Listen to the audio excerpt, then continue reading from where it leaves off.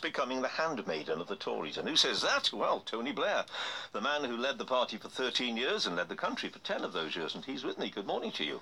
Good morning. And the charge against you from some in the Labour Party, including shadow ministers, is that you're spreading fear based on either non-existent or never did exist evidence, economic evidence.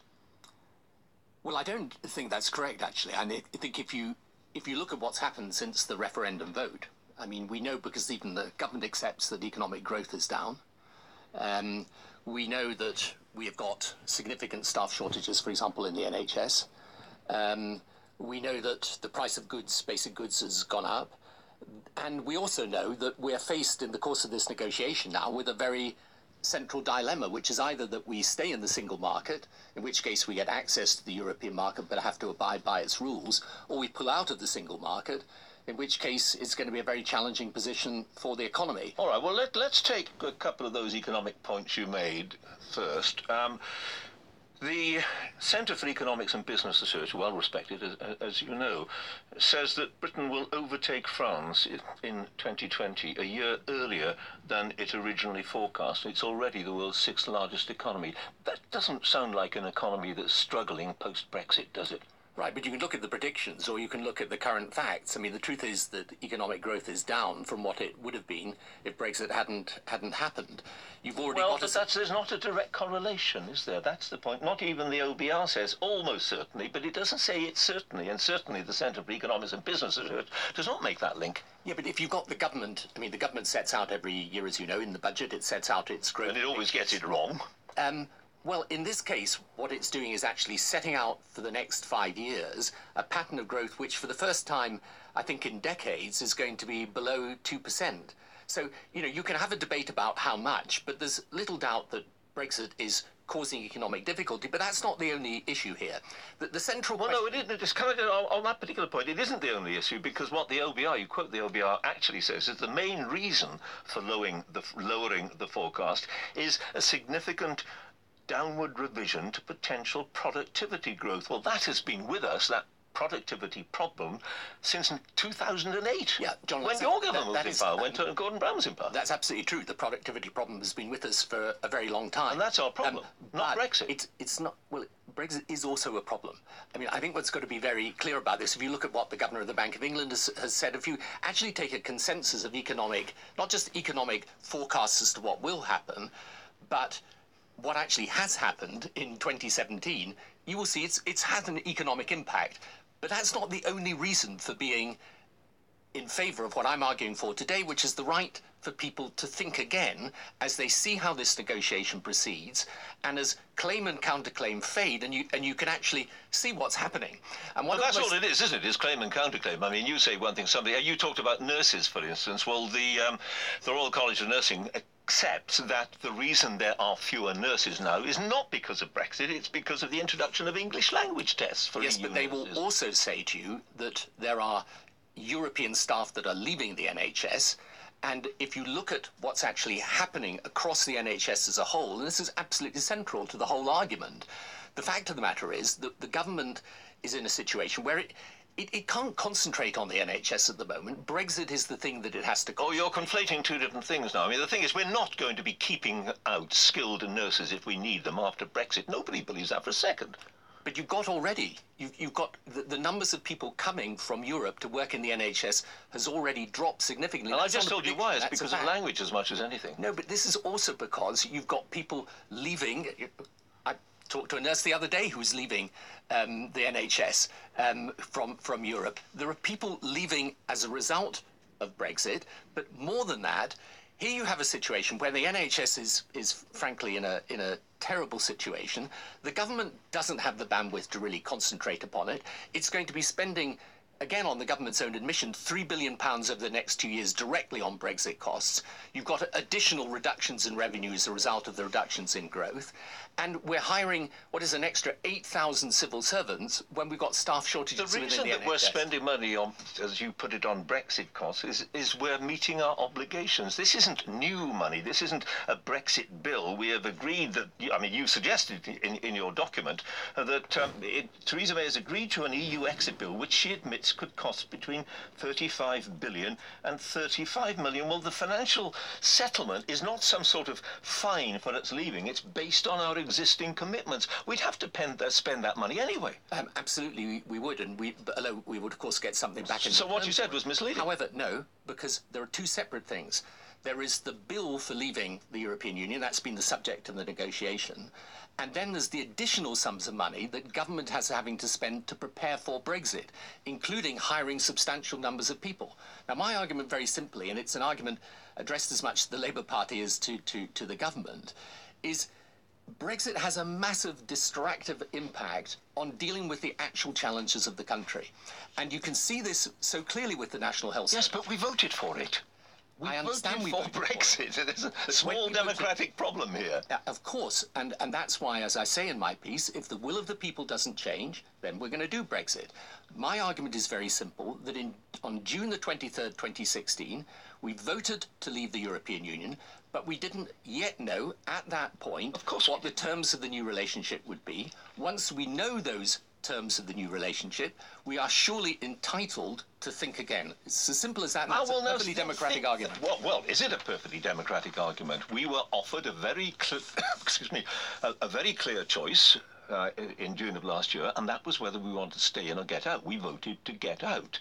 Now, when you talk about one of the options in your piece, when you talk about one of the options being to rethink and stay, rethink and stay? How do we rethink it? We have had a referendum. Yes, but we did. Supported by just about everybody in the House of Commons, incidentally, only a few Scots. Right, but we didn't at that point, when we had the referendum, know what the alternative is. In the course of 2018, exactly. And so in the course of 2018... But we didn't say to people, look, bearing in mind that it could be tricky getting out of the European Union, and we may have to come back to you, which way do you want to vote? We said, do you want to vote? Do you want to stay in or do you want to leave? They voted to leave. Yes, but democracy doesn't just stop on one day. You're perfectly entitled to continue the democratic... Well, if you don't like the result of the referendum, you have another one. No, if you take the decision on the 23rd of June 2016, and you take it on the basis you want to leave the European Union, you then have a negotiation, you then have the alternative to our present membership of the European Union. Once that's put before the people, people are entitled to think again. And indeed, common sense would be to say if the circumstances change, and we then look at this new relationship and decide on reflection that that new relationship does not offer us a better way forward for the future of the country, why shouldn't we be entitled to think again? Well, put before the people. Now, what do you mean? Another referendum? Well, that's a second-order question in the sense that you could have a general election, for example. But of course, you could have a general election. We will have another general election at some point along the road. But yes, but you could have an election on the issue. But you could have a fresh referendum. A separate general election. You can. How you decide. We've done it. How you think again is another matter. But John, it's a crucial matter. Yeah. But the central question is this: what the Brexit people are saying is that having taken this decision, there can be no reopening of it, even as we see what the alternative to present membership is. Just let me finish. Go on. So what I'm saying is very, very simple. As the debate proceeds, when we then get, as we will at some point in time this year, we see what the actual alternative is, we are perfectly entitled to say, having looked at it, we do not believe that it's a better way forward for the country than what we have now. The House of Commons was voted in with this House of Commons, a very clear mandate to see through the result of the referendum. We have a result. It is now their job to see it through. That's what democracy is about. Actually, democracy is about scrutinising the proposals that the government brings forward. Who scrutinises? It's a parliamentary democracy where Parliament is perfectly entitled to scrutinise the proposals that are brought forward. We know that we're entitled, if we want to withdraw. If we wish to revoke Article 50, we're perfectly entitled to do so. The fact is, as the debate progresses, I think what will be exposed in the course of this year, and you can see this in relation to Northern Ireland, is the central dilemma of the negotiation. And of course it can make a difference to the way people look at Brexit. Yeah, let me just explain what that dilemma is. If you end up in a situation where you want access back into the European markets whilst being outside of the single market, you will have to agree regulatory alignment. What that actually means is agreeing to European rules, right? In those circumstances, all of this is part of the negotiation. Of course, but once that negotiation is concluded, why on earth, why are you saying that you literally can't discuss then whether the proposal that the government brings forward is good or bad? What I said was, and what I believe an awful lot of people, including many people in the Labour Party, say, is we have had a...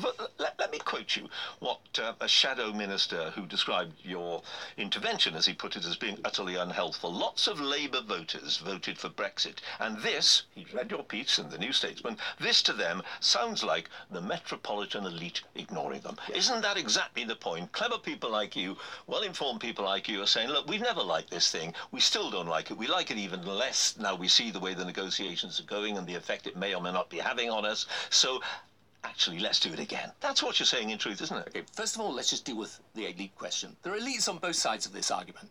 Okay. So one elite is on the side of the public who voted, the other elites again. You've got billionaire newspaper proprietors who are on the other side of the argument. The elites are on both sides of the argument. Ordinary people are on both sides of the argument. 17 million people voted to leave, 16 million voted remain. Precisely. Those 16 million aren't all elitists. You make the point with that single fact, don't you? 17.4 million people voted to leave. That is it. Nobody's disputing the result of the referendum. But of course you are. No, the simple proposition is, as you see, you yourself have just said, this negotiation then takes place. You see the negotiation. If when you see the terms of it, what are we saying? That Parliament can't look at it and say, well, actually, I don't think that's a good deal? Of course they can. Right. Well, if they do that, and that's a shame. So therefore, but then you go on from that, don't you? They look at it. They say that's not a good deal. We don't like that deal very much. We'll keep trying to improve the arrangements that we've made. Okay, we will keep trying to do that outside the European Union. So hang on, that's a big advance because you're now saying that Parliament can actually. Well, no, that's already accepted. Oh, come on, you know perfectly well that it is. But if Parliament, Theresa May has agreed that Parliament will vote on the deal. Yes, that is agreed. Supposing Parliament decides to reject the deal, then what happens? And what is the basis upon which it rejects it? Now, I think what will happen during the course of this negotiation is that what I call the central dilemma, i.e. you're either close to Europe, in which case you have to obey the rules, or you're far away from Europe in a kind of Canada-style free trade agreement, in which case you've got a big process of economic restructuring. That's a somewhat crude comparison, but any alternative. It's actually more or less what the European negotiators are saying, and if you read the government statements, it's more or less the same. Now, let me just deal with the Labour Party point, because it's a really important point. In my view, the Labour Party doesn't believe the answer to the problems of Leave voters is Brexit.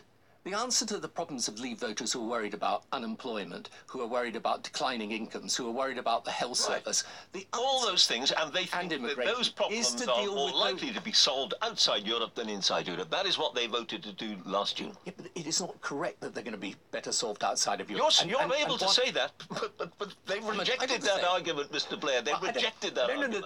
That they rejected that argument. You look at just what's happening to the health service now. They don't understand all this, then. I think these chaps, these men. I'm not saying that they don't understand it. What I'm saying is that if, just let me finish it. If as the Labour Party, you went out to the people in constituencies like the one that I represented and said to them, look, we understand what your problems are. Here is the answer to your problems. If we want to deal with the health service, here's the way of dealing with the health service. But what we're going to do if we go down the path of focusing on Brexit is that the whole energy of government is going to be devoted to Brexit, not the National Health Service. We're going to be spending money on Brexit and not on the National Health Service. It is not tendentious. It is actually correct. There is money going to be spent on Brexit that could be spent on the health service. Well, tell me this. And the £350 million a week that was supposed to come back to the National Health Service, where's that now? So tell me this, why did the vast majority, with the exception of 53 MPs, the vast majority of the House of Commons vote for a referendum?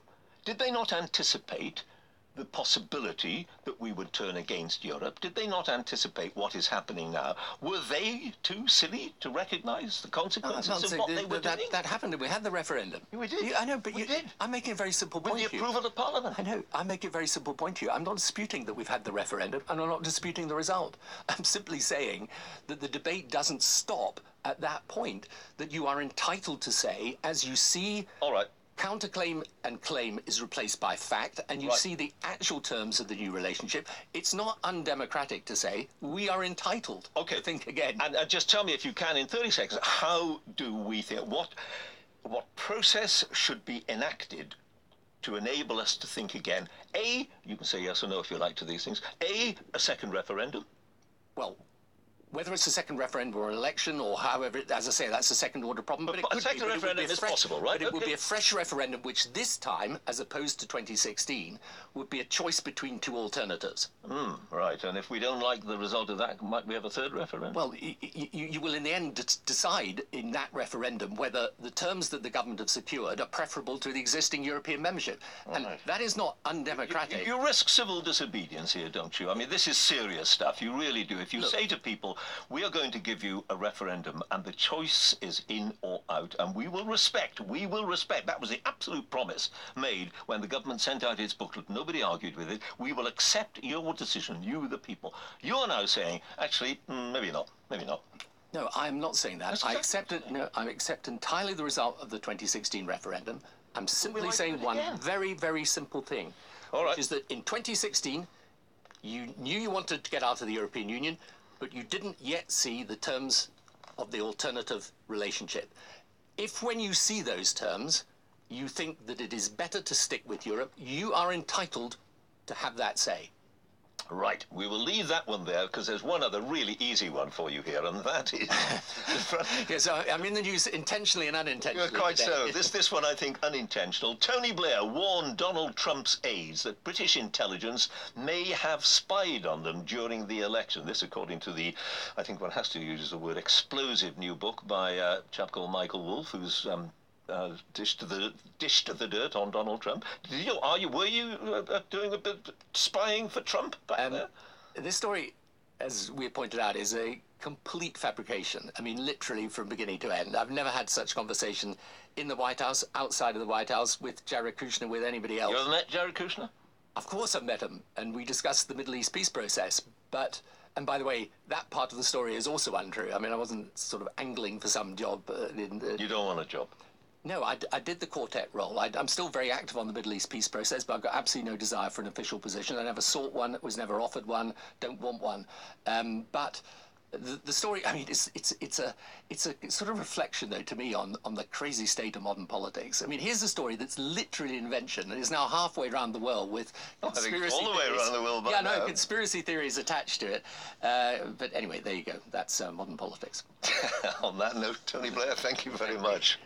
The time is 27 minutes past 8. The past is great, but the future...